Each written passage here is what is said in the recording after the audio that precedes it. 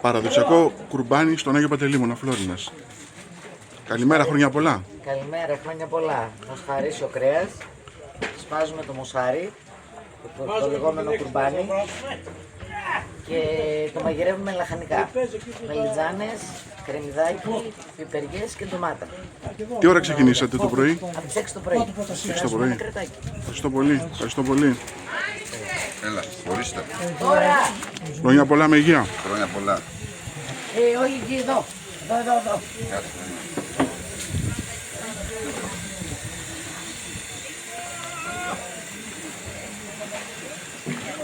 Πάντα με κούτσορα από αμπέλια.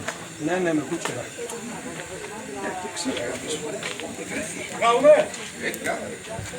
Κάνουμε. Το 3! Πού το κάτω, πού το έκατε.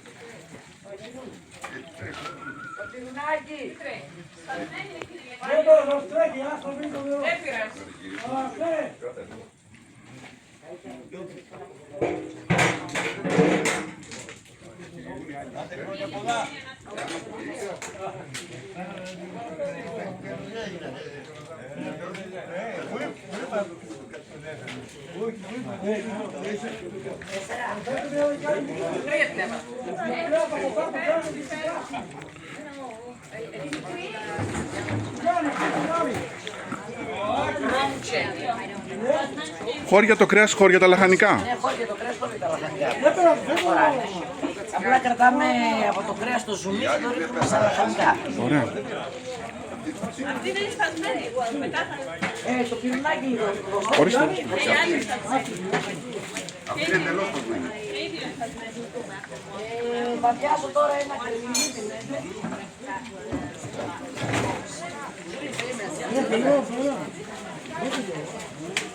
Tome, púsale, tome.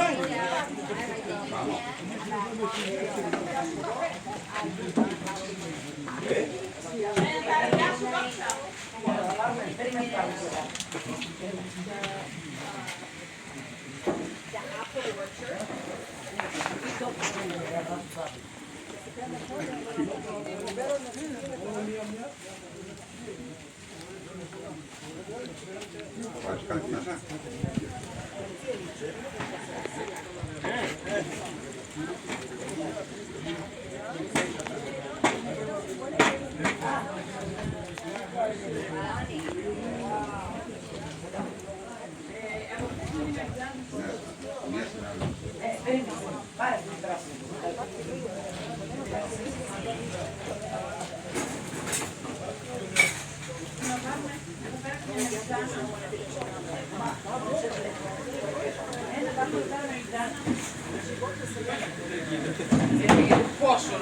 Το μεγάλο.